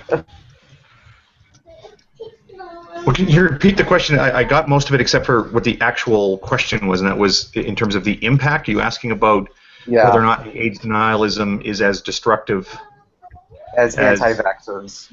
Yeah, well, I would say I mean, I'm not sure what basis really to answer that question. I would say from a health policy point of view, the anti-vaxxers they present a greater risk because of well, you're familiar with the herd immunity phenomenon, and the more that this message gets out that these vaccines are dangerous. I just saw one last week where apparently the Ebola vaccine, which there isn't quite such a thing yet, but contains the RFID chip, and that rumor is going to gain a lot of traction. So when you have, I mean, HIV is not as widespread, at least in Canada and the U.S., as the fear of it is. I think the issue with AIDS denialism is that it's wrapped up in a social political discussion because it tends to be tethered to the LGBT community. The discussion, that is, not HIV. The discussion of HIV tends to get into LGBT issues, but the actual, I guess what I'm talking about is the margin of effectiveness here. The net effect of the anti-vax movement is enough that when you take like a widespread disease, the net effect of it is to bump us back below that point of herd immunity. So the net effect for a small amount of anti-vax nonsense actually will have a large effect on our ability to deal with a virus, whereas HIV is not quite as rampant as the fear of it is. So, I mean, just strictly on the dollars and cents of it and the quality-adjusted life years, you're just not going to see that big of a difference with the HIV denialism. Not to downplay it, though, because it is a pretty weird thing and destructive. Yeah, it does have some. It does definitely have some popular support in some social groups. One of the sad things is that I know about AIDS denialism is that one of its most known proponents is a guy named Peter Duesberg, and he actually is a PhD researcher in molecular biology. I've only read summaries of his stuff. I don't know, Fiona, if you've read any of his stuff. I get it once in a while. Somebody will, oh, here, take a look at this, and it hasn't been a few years, but he just seems crazy. I don't know if Fiona has read any of his stuff, or anybody else have any strong opinions about his stuff. Who was it again? Peter Duesberg. I haven't read anything for a while. Peter Duesberg is like a real molecular biologist. He has a legitimate PhD, and he's a researcher. But he's also one of the biggest proponents of AIDS denialism, which I find really strange. I did a look into HIV and the original source of it, and it was very interesting. And I remember challenging a Pentecostal preacher in Manchester about it, and he just spurted out that it was God's vengeance on gay people. And I sort of went through the whole thing, and he just wouldn't have it at all, And I went all the way through. It sort of came out of the Congo in the 1920s, and it came from bushmeat. Chimpanzees carry a form of HIV, and that it moved from it probably jumped the species gap, because of course we are very much related to chimpanzees in a genetic sense, and so maybe by blood-to-blood contact, someone cut themselves when cutting up a chimpanzee or something, whatever, it jumped the species gap.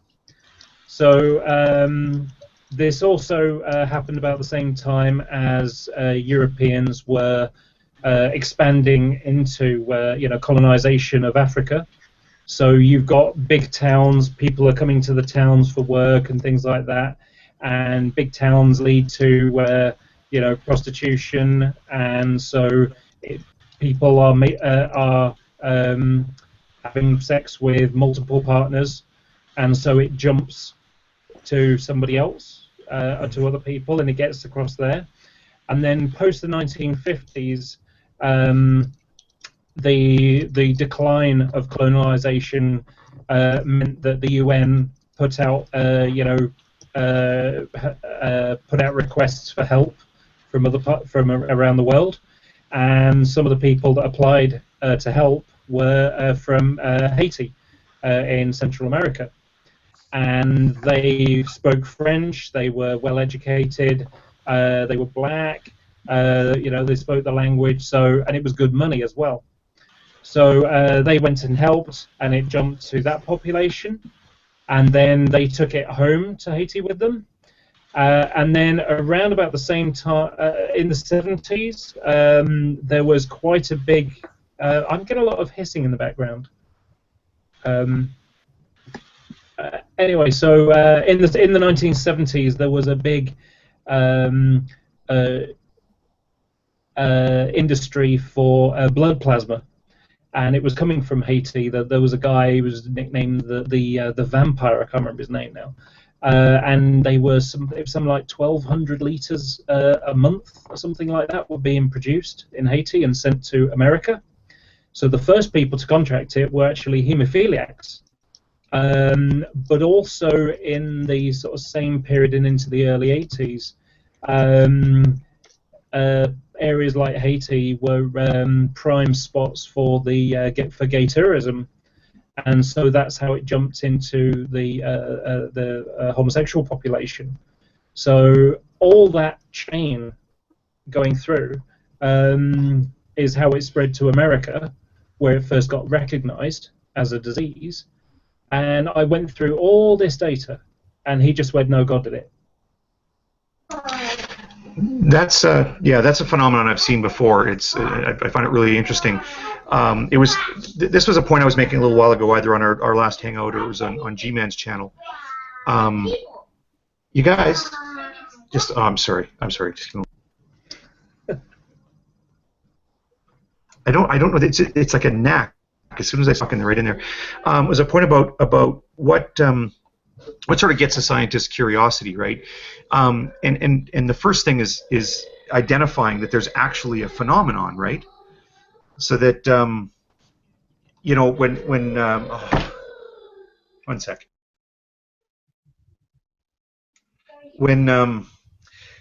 So when I hear, and I do remember hearing this quite a bit, the radical sort of religious extremists that were saying, "Oh well, this AIDS," I wouldn't say it's a good thing, but you could tell they thought it was a good thing because it's thinning out the gay people. This is God's punishment on those sinful gay people. And okay, is that a provable statement that this, or whether we want to talk about Ebola as being something that is part of God's plan? This is something that's testable. Like, we don't. I mean, we can't know if it's really God that's actually causing this HIV, for example, but we can know if it seems to have the desired effect as we understand it. So if God's plan is to start thinning out the gay people, well, then we can look and see whether or not HIV is selective at thinning out gay people. And it turns out it's not. It's pretty hard on the hemophiliacs and accident victims and babies born to HIV mothers. You know, I remember people saying this about earthquakes in Haiti and how they were thinning out the sinners there, and earthquakes anywhere. I mean, I remember people saying this during the New Orleans, the flooding in 2005. You know, these are testable predictions. If you say, well, God let this bad thing happen to deal with these sinful people, well, that's testable. Let's look and see if God's actually getting his way. If that's your understanding of what God's intent is, let's see if God's plan is actually working out with regard to HIV or Ebola or whatever else. I did hear an amusing one that God did it to New Orleans so that they'd have more blues to sing about. You shouldn't believe everything that you hear on TV. I think That was a joke. I think Hogtie's just made the point that I was trying to make earlier on. Well, I was actually going to turn that as a question to you, because we've kind of focused some of this on G-Man. I mean, it's easy for me to say I sort of get Ebola and HIV because, remember, the way I look at it, there's no one at the helm, right? But for you, Fiona, I actually don't quite get how. I mean, we've asked G-Man to explain, you know, babies dying of Ebola. Let me not garnish the question too much. I think you know what I'm asking. How do you explain babies dying of Ebola? You know? God's given us the intelligence to actually deal with these things, and it's up to us to use it. He's not going to interfere in every single aspect of your life. Otherwise, you're going to end up, when you go to eat a beef burger, advertised as 100% beef, is he going to snatch it out your hand because it's only 80% beef? You know, where would it stop? God's given us all of these tools that we need. It's up to us to use those tools that we were given. And if we choose not to use those tools, then that's when we reap what we've sown. It's like the little parable about the guy in the sinking ship who says no thank you to the pleasure cruiser that comes along to rescue him. I'm a Christian, I have faith in God, God will answer my prayer. And then the lifeguard comes alongside in their launch, and the wee man says, no, I'll stick with my boat because I'm praying to God and I'm a Christian and God will answer my prayers. And then the helicopter comes out on an air sea rescue, and he sends that away as well. And he ends up drowning, and he goes to heaven and he says to God, I was a good Christian all my life, and when I really needed you and I prayed to you, you let me drown. Why didn't you help me? And God says, I sent you a pleasure cruiser, I sent you the lifeguard, and I sent you a helicopter. What more did you want? I think that encapsulates my view on it. Well, I can say I struggle with that notion that God is being that hands-off. To me, it's next door to deism. Although just briefly, just to see if I can understand Fiona's position and perhaps ask questions which the ever so polite Canadian went trespass about. The God that you believe in, or more accurately, I think to use your words, have faith in, is your God all loving, Fiona? I would say that he does love everyone. In that case, I probably have to ask in slightly more direct terms the question that Hogtie was asking. An all-loving God who, perhaps I should have asked this question as well, all-powerful God that you believe in? Is your God all-powerful? Yes. I struggle always to understand how an all-powerful, all-loving God can allow bad things to happen and suffering to happen and small children to die, as the example you used. Can you talk to us about that? Yeah, I think the other thing that I keep at the forefront of my mind is that we also have free will. And if God intervenes at every single step of your life, you have no free will. We have free will. And we can choose to do really stupid things with it. I must press you. I'm sorry to do this. Well, I'm not sorry, but I am going to press you. You use the example of a 6-month-old child dying of Ebola. Mm-hmm. Would you say that 6-month-old child had free will? No, but as humans, we had the free will to continue with the vaccine research or to discontinue the vaccine research. And we as humans, for monetary reasons, chose to discontinue the vaccine research. We did it. We did that. Fiona, I'm terribly sorry. That's what I'm trying to. That's the position I take. Yeah, I know this position you take. It sounds a dreadful position to take. I said, it's a great cop-out, isn't it? Yeah, I suppose you could call it that. We're responsible for all the bad things that happen, and yet I have no doubt at the same time you will claim that good things that happen are down to God as well. Oh, no. No, you've made an assumption there. Yeah, I have. Yeah, and I would say no, because if we use the gifts that God has given us, our intelligence and all the rest of it, then good things can happen. I would never say all the bad. I mean, you get this quite often. All the bad things are down to the devil, and all the good things, that was God. There are difficulties with that position, because if God is all powerful, why does he let the devil do that? So I mean, that's a position I just can't hold. And I think that because we have free will, we have to make our own decisions for ourselves. And it would be a cop-out to just sit back and expect God to do all for us, and that we have no responsibility. That's a cop-out. We have responsibility for ourselves, for our fellow man, and for the planet. That's why we're supposed to love our neighbours. And if we choose to ignore that, then you can't really blame God for the fallout from it. What do you give credit to for God?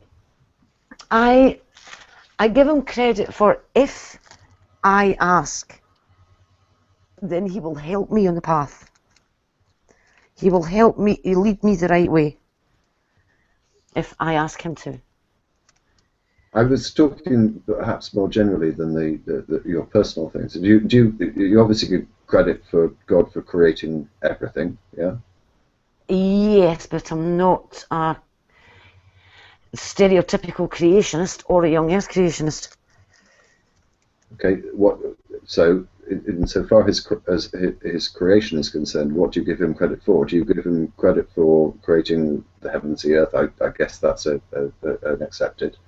Do you give him credit for putting into the Garden of Eden the serpent and imbuing mankind with temptation and a curiosity that obviously inevitably led to the fall of man? I mean, how do you deal with that issue? I believe that, and this is a faith position only, I don't claim to have evidence for it, that God put the basic laws of physics in place, lit the blue touch paper, and stood well back.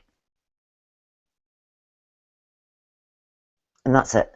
So, no Eden, no serpent, no tree with fruit on it, no being chucked out the garden, nothing like that. So, no miracles as well? Now that one, I do accept the miracles of Jesus, but again, I will emphasise that that's a faith-based position, and at no point will I claim that I have evidence that will convince you. It's faith-based, and that's it. And I think maybe this is where a lot of the disagreements come in discussions like this, when someone on the theistic side attempts to batter an atheist over the head and say, I have evidence, I have evidence, I have evidence, I have evidence. but they don't actually have what you would call objective or empirical evidence. They have faith. And I think if more people admitted it was a faith-based position and stopped blowing a trumpet about evidence, it may be a lot of the quite distasteful stuff would stop. It's this acceptance that it is faith. I think that's quite a hard step to take. And just say it's faith, and I'm going to have to accept that I will never prove this to you, nor would I want to. Give me an example of one of the miracles that Jesus conducted that you accept. Sorry, say that again? Give me an example of one of the miracles that you think that Jesus performed. I would say Jesus performed. I certainly accept the resurrection. That, I think, is a bit of a given for a Christian. For the others, if you're talking about turning water into wine, healing the sick, etc., on faith, I accept that happened. On faith. But I also accept... I just want to press you, if I may, Fiona, just briefly. When you say you accept it on faith, are you saying that, I think you have said this, but I just want to be clear about it, that is a belief based on, as you say, faith, namely without evidence. You're never going to be able to provide evidence for it. Yes, I'm acknowledging that. I'm acknowledging that. Okay, well, I think that's an honest position. Yeah, but that also means that you can then say, well, if you're acknowledging that there is no evidence, why do you still believe? Yes. Yeah, I think that's obviously a question that you've faced before. I mean, and I can only say this: do you choose to not believe in leprechauns riding unicorns at the bottom of your garden? That belief isn't a choice. You can't choose your beliefs. Oh, I think that's a very interesting question. Whether you can choose to believe. Do you see what I mean? You don't choose. I'm going to take a moment to think about that, because I'm sure other people want to comment, and I'm monopolising too much of the time. Can I just ask you to try this one? Choosing beliefs is something I'm going to exercise my mind to over the next few moments. Who wants to jump in now? Yeah, if I could just ask you to try an experiment for me. Yeah, sorry. And I want you to choose to believe in the Christian God. Go. Yeah. Well, actually, it? this goes back to the very beginning of the show, when I asked the question about whether putting a question mark against the beliefs that you hold. And one of the question marks that I do occasionally put before my beliefs is, am I wrong about the existence of God? Am I wrong about the existence of Jesus, my beliefs about the existence of Jesus and of the Christian God? This is one that I do. It would surprise you more often than you would think. Now, more often than you think probably means once every few years or so. I think, well, what if I have got it wrong? What if I am sort of like destined to hellfire? What if I am being judged at the moment? It is something that does occasionally cross my mind. So this isn't something that you're throwing at me as if it was the first time I'm ever going to think about it.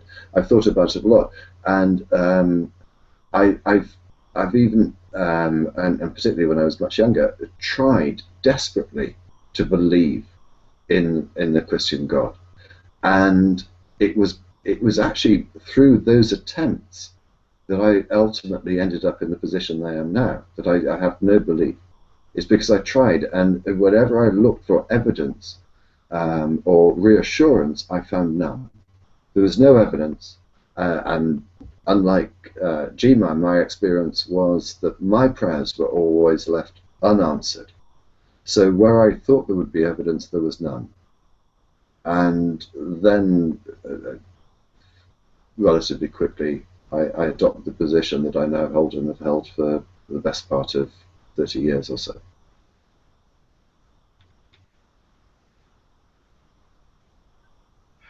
I would like to add to that, if you don't mind, that because I think when we get in these discussions, we often use the expression, well, there's no evidence, so as if we're weighing evidence for God or no God, or we just say, well, the evidence is there. Some people say, no, it doesn't meet that criterion.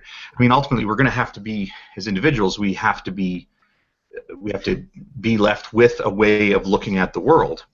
And I found, for me, aside from there not being the evidence, I found that once you shed the notions that come with believing that there's a God that's overseeing all this stuff, and start to look at how the world works naturalistically, that the world actually makes more sense. Right? We're having this discussion about why babies die of HIV or Ebola or cancer or whatever else. Those things make sense in the context of, of a world. Shit happens. I hate to say it that way, but a naturalistic view of the world gives you a framework that actually helps these things make sense. Just out of curiosity, who says that there's no evidence for God? I do. I would say that. I mean, we get into a semantic thing about what we mean by evidence, but yeah.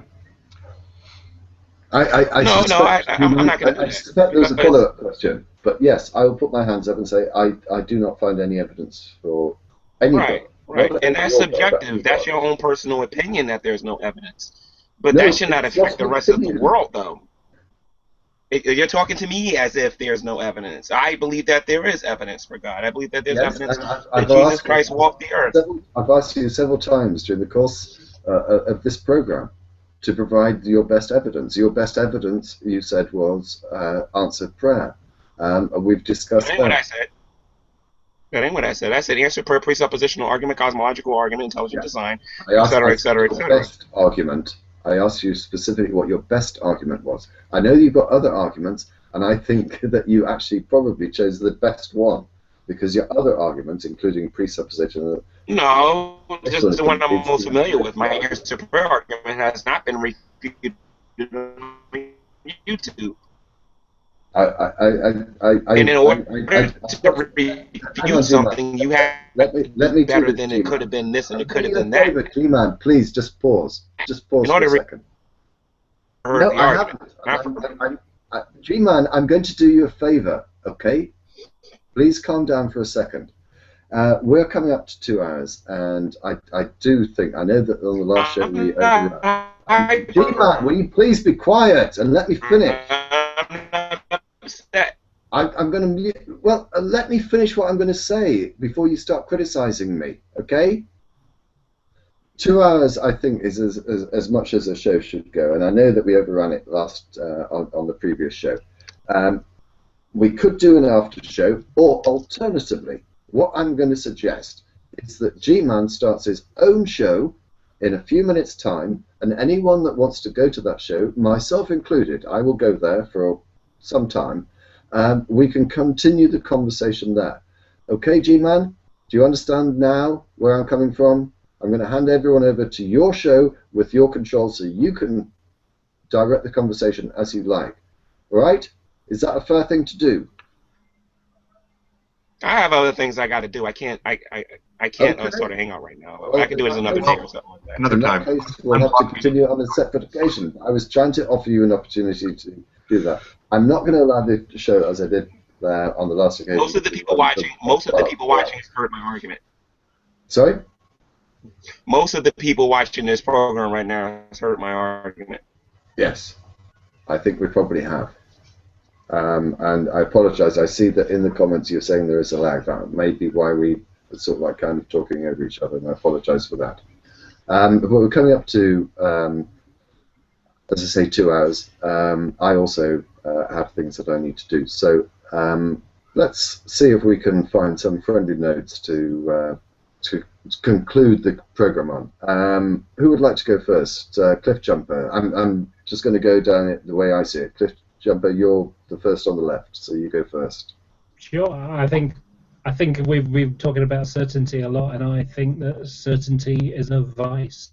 It's a crutch to say, I'm not going to look any further. I'm just going to stick with this. way that I think, and nothing's going to shift me. And if you're thinking like that, I think you're limiting your own potential. Fiona, thank you very much for your first appearance on the show, and thank you for your contribution. What would you like to finish with? I would just say that I think the whole debate that seems to be going on about Christians versus atheists, there really are bigger issues that need to be hashed out, and we should put our energies into that. And also, there's far too much energy being spent on various competitions of who isn't and isn't a Christian. I don't think it really matters. We should just all be rejoicing in the fact that we're here, we're on the planet, and we can make changes to the benefit of the whole of humanity if only we would take our heads out our backsides. Thank you. G-Man. If I can just comment on what Cliff Jumper said earlier in this hangout when he said that certainty is the purest form of ignorance. I have to disagree with that. I would suggest to the people that are watching this is that if you believe something and you're going to act on that belief, then you should be quite certain on why you believe what you believe, and that thing that you believe is certainly true, and you wouldn't be ignorant for that. Since all of us, to some degree, believing something certainly, definitely, objectively, and can't be swayed from it. That's it. Could you be wrong about your beliefs, G-Man? I'm sorry, say that again? Could you be wrong about your beliefs? It's a question that was posed several times in the Q&A. It's only fair I ask you this. Could you be wrong about your beliefs? My beliefs about what? Christianity, cheese, yes. The moon? Christianity. No. I don't think that I'm wrong about my faith, but I could be wrong about other things that I believe. I think you just proved my point. Thanks, G-Man. Yeah, but that doesn't make me ignorant, though. That doesn't make me ignorant because I'm certain about what I believe. It does make you contradict your earlier comments at the very beginning of your appearance. No, it doesn't. Cliff Jumper's certain about his belief in evolution. No, I'm not. Yes, you are. Today you're not, but tomorrow you will be. No, I said to you before that I'm a layman on the subject. There are people that are much smarter than I, and even if it was proven wrong tomorrow, I wouldn't turn to theism. I would accept, yep, there's a new system that's been proven, and I'm happy to go with that, until someone proves that it doesn't work. Are you certain you're an atheist? Yes. Okay, then I guess you're ignorant for thinking that you're an atheist then. Being certain that you're an atheist. But bear in mind, according to your definition here. But when I say there was one question again that was posed in the Q&A, and it was this: do you consider yourself a good Christian to pray for self-reward rather than pray for others? We have something called regular prayer, and then we have something called intercessory prayer. I never said I don't pray for others. I don't believe no one is good but God. I believe human beings in general are sinful and evil by nature, and that apart from God, we can't do anything that is good. That's what I believe regarding that, myself included. Okay, so you are sinful and bad. Everyone is. Okay. Everyone is. Thank you very much. Apart from Christ. Comments. Apart from Christ.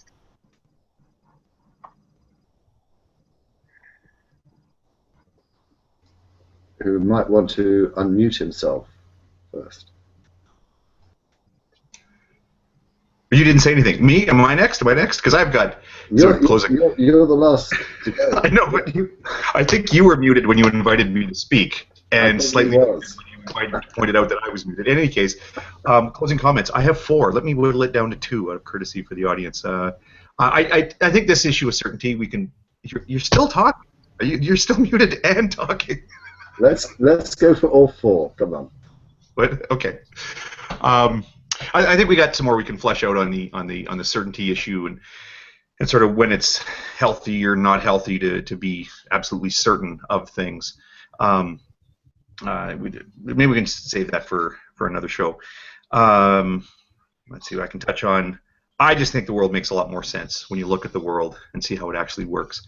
But I do want to just ever so briefly tap on my recent hobby horse, and that is about the politeness and the respect for other people's character in the discourse. I do want to point out that while we were G-Man's first comment to the comment section of this video was to say Hogtie is a liar. Instead of saying I'm going to correct him on this particular point, or I'm just G-Man, I don't know why you do that. Like, if we have a difference of opinion, it's a difference of opinion. If I have some factual information that you can correct, then correct the factual information. But I think I've been called a liar 78 times in the last 2 weeks, and I don't see why. But anyway, that's my recent hobby horses. Can we just dial down the liar, coward, chit-chat?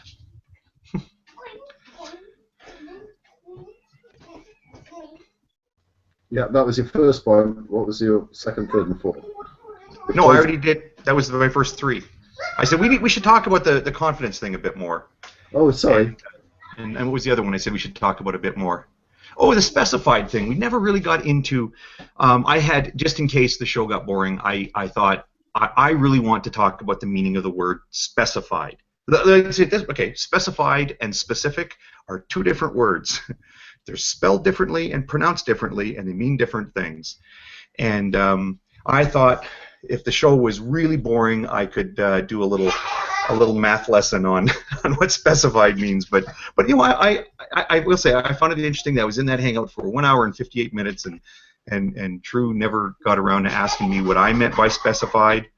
And it's that sort of incuriosity that I think leads to a lot of dreary ongoing conversations that don't get resolved. But I think we've also discussed with True off air that we would sort of continue the conversation, hopefully in a productive fashion.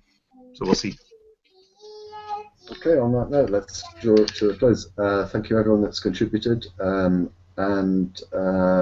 if anyone is doing an after show, I don't know where you post the information, but for us this is done. We will see you in 2 weeks' time, and as ever, if you want to get back to us, you can always contact us through the Magic Sandwich Show website, www.magicsandwichshow.com. Send us an email there, or we will see you in 2 weeks' time. Thank you all very much.